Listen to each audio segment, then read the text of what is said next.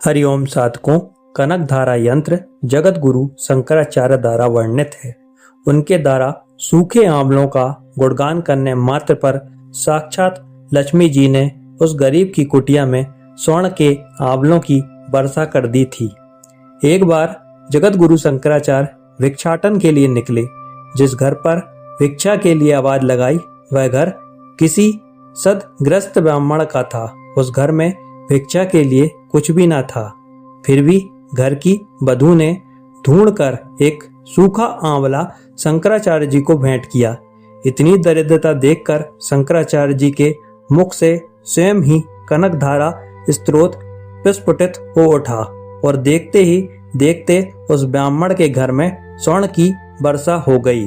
प्रसिद्ध ग्रंथ शंकर दिग्विजय के चौथे सर्ग में इस घटना का स्पष्ट उल्लेख मिलता है। व्यापार वृद्धि, दरिद्रता का नाश करने व ऐश्वर्य प्रदान करने की क्षमता इस कनक धारा यंत्र में है। यह यंत्र 5 त्रिकोणों से निर्मित होता है। यंत्र के चारों ओर 3 परिधि खींची जाती हैं, जो 3 शक्तियां महाकाली, महालक्ष्मी, महासरस्वती का प्रतीक हैं। इसके पश्चात जो खाली स्थान है ये त्रिभुवन सुंदरी का प्रतीक है।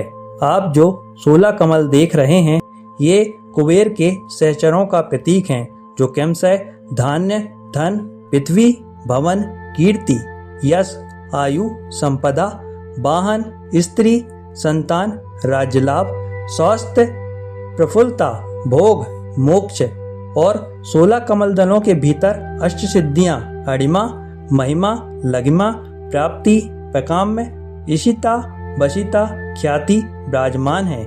यह यंत्र इतना शक्तिशाली है कि इसके पूजन मात्र से ही कुबेर के 16 सहचर और अष्ट सिद्धियां प्राप्त हो सकती हैं। यह यंत्र दीपावली या किसी भी शुक्रवार को घर में स्थापित किया जा सकता है। कनक धारा यंत्र रिद्धि सिद्धि का प्रतीक है। इस यंत्र को प्राण प्रतिष्ठित कर इस प्रकार लगाएं कि घर में आने जाने वाले सभी व्यक्तियों की नजर इस पर पड़े। यंत्र को किसी पात्र में चावल की ढेरी पर स्थापित करें, फिर कुमकुम का तिलक कर कलावा चढ़ाएं। अब धूप दीप भोग देवें। 11 आंवले यंत्र के पास में रखें। यदि हरे न मिल सकें तो सूखे आंवले रखें। इन आंवलों की भी पूजा करें। फिर रुद्राक्ष की माला से निम्न मंत्र की एक माला जपें। मंत्र है ओम ह्रीं श्रीं कनक धाराय श्रीं ह्रीं नमः।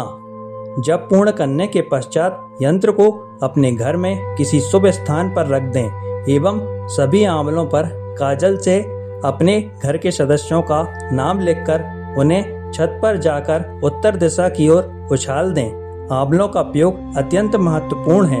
कनक धारा यंत्र जगत गुरु शंकराचार्य द्वारा वर्णित है। उनके द्वारा सूखे आंवलों का गुणगान करने मात्र पर साक्षात लक्ष्मी जी ने उस गरीब की कुटिया में स्वर्ण के आंवलों की वर्षा कर दी थी। अतः कनक धारा यंत्र पर कुछ आंवलों का नैवेद्य चढ़ाया जाए तो बहुत ही शुभ प्रभाव होता है। यह यंत्र यदि घर में स्थापित होता है तो कई तरह के आर्थिक स्रोत बनते हैं और आर्थिक उन्नति प्रारंभ हो जाती है।